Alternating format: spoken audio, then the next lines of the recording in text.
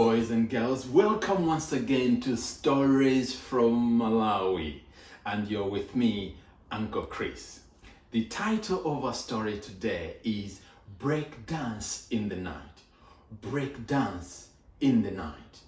Some years ago, there was a boy called Nangantani.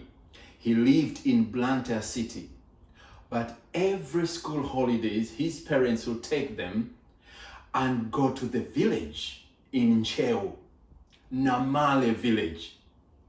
Now, when he got there, he loved it because his friends would crowd around him in order for them to hear what was the latest craze, the fad from the city.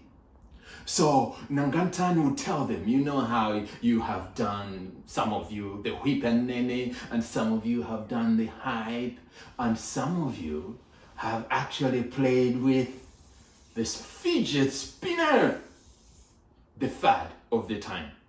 Now, in Nangantani's time, this time around, he brought the break dance and the robot. Wow! Now, his friend said, oh, do you know what? You can come with us tonight because across in the next village, the Kancholo village, there is Mr. Kanyoza. He has a very big, nice music system which he plays. So you can come and show us the robot and the breakdance.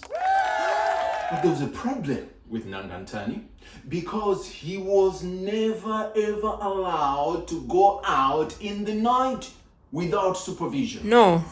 And so he battled within his mind on how he could go without his mother knowing. Don't do He tried not to say and reveal that he wasn't allowed because that wouldn't feel cool.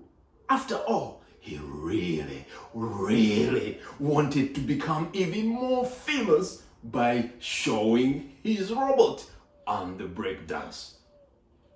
So Nangantani, when it came to the evening after they had eaten, he found a way and sneaked out and went to Kancholo village with his friends. And soon enough, his friends went to Mr. Kanyoza, paid 5 tambala, the money of the time, 5 tambala, and they ground the time, the chord, the floor was his. And so Nangantani went into the floor and started displaying his break dance. I'm not going to show you. I don't want to embarrass myself. But after he had done his break dance, he was elated. And then he remembered, oh no! How is he going to get home? And what's going to happen when he gets home? So in a split of a second, his joy turned into anxiety. My. His friends were not in any hurry to go. He said to them, can you take me home and escort me home? His friends said, now? No. We're still dancing. As a matter of fact, come and show us again. Please. Nangantani was so concerned about his mother and her reaction that he wasn't even enjoying it anymore. Aww. He found a way and started making his way back home in the night after the break dance.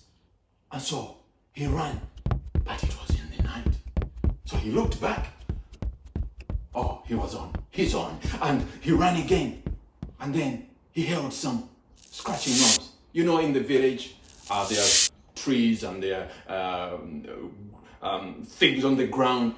And sometimes his own footsteps would make some sound. And he would run even further. His heart was pumping. What am I going to meet along the way? He wondered. But then he remembered he has to get home. So he went home on his own after the breakdance. He got home safely though, knocked on the door, and his mom opened the door. He looked at his mom.